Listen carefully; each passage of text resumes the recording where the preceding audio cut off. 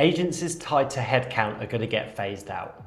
And I don't say this to be dramatic, the economics just don't work anymore. And the ones that survive what's happening now are already starting to build differently.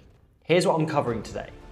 Why the traditional model has a natural limitation built into it, why productization is the fastest way out, and how the move from human labor to AI creates the margin that changes everything.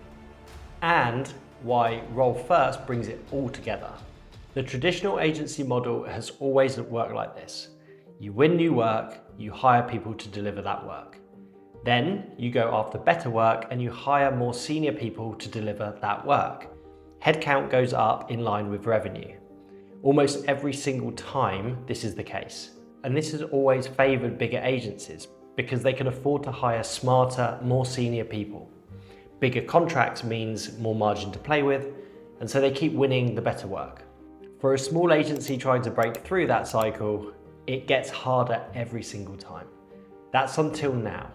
Because here's a challenge that every owner hits at some point. Your operational costs carry more risk than your revenue does. A client can leave next month for nothing for any reason they like. But offboarding a team member takes a lot longer. And the more senior the person, the longer it takes. And so your cost base is very heavy. Your revenue isn't. And this is partially why agencies plateau. It's not a sales problem, it's not a talent problem, it's just a structural one. You win some clients, you lose some clients. You bring people in, you have to let people go. But one always outweighs the other. And you're constantly fighting to keep any margin that you do have healthy. So the answer isn't to hire better people or to win bigger contracts. It's to change the way that you think about the agency model itself. I want you to think about bespoke work. And if you do bespoke work, what is that actually costing you? Not necessarily right now, because you can charge more for it. But there's a future cost involved for me. Every project is scoped differently. Every client has their own requirements. Every delivery relies on somebody's brain, judgment, time, or attention. So the more bespoke the work, the less you can systemize it. And the less you can systemize it, the more labor it requires. The more labor it requires, the more exposed you are. The shift that breaks all of this is productization. Committing to solving one problem for one type of customer in the most simple sense. But ultimately, it's about building a repeatable process underneath the work you're doing and selling outcomes instead of time. So think about what that looks like in practice. Instead of saying that you'll run someone's paid social media ads, you tell them that they're going to generate 20 new ad tests per month for each of their top 3 products. It's a tight scope, clear deliverables, and no mention of hours. The client isn't paying for your time, they're paying for a result. And when the process is tight enough, 2 things happen. 1, you don't need a superstar to deliver the work. And 2, it requires a system. And if it requires a system, then it can meet the requirements of the future agency. The more that you are tied to selling time, the greater the risk you carry of being phased out. So we come back to roles. And I think roles are more important now than they have been ever. Everyone's always had an org chart and everyone's always known roughly what the roles are in their business.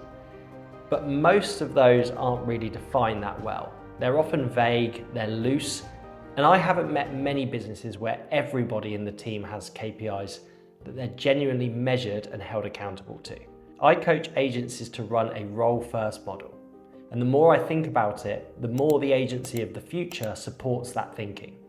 Not for any other reason than it just works. A role is essentially a defined set of tasks, processes, and responsibilities with clear KPIs. You know when it's working and you should know when it isn't.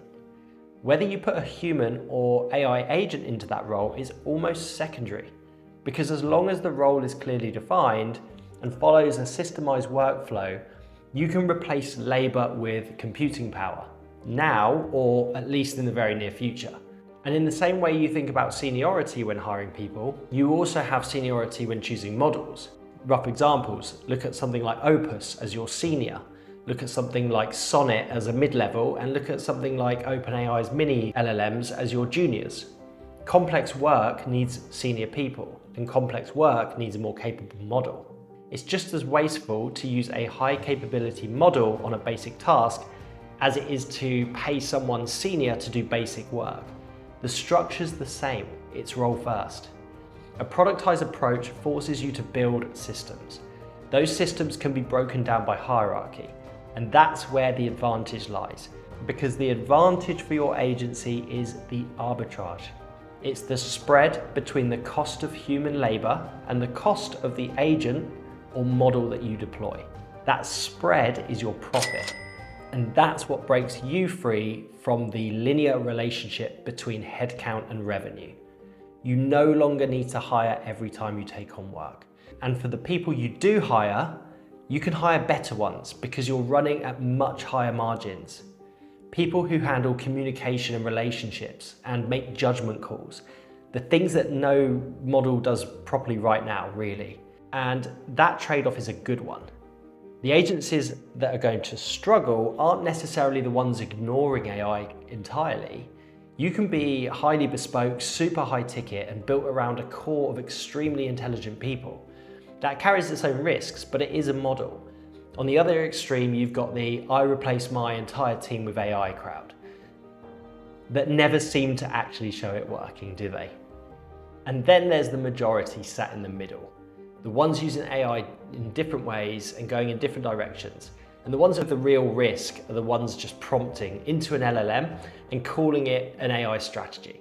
Those agencies won't be able to compete on margins with the ones that have genuinely thought about the architecture and who have defined the roles. Once you define the roles, you can see the tasks, the processes, and the outcome, and then decide whether a human or AI fills it. You build the system around that decision. It's a naturally leaner model that can reinvest in its own scale. You can run it as a lifestyle business and let a lot of the heavy lifting happen without you, or you can reinvest the high margin into better people and take it further. But the arbitrage between labor and computing power is what makes either of those options possible. So the question for me isn't whether this is happening, it's whether you're going to be ready when it arrives. If you have any thoughts on this or fancy hearing some more ideas around how your future agency can work, my community is currently free for a limited time. I'd love to see you in there. Link's in the description below. I'll see you on the next video. Cheers.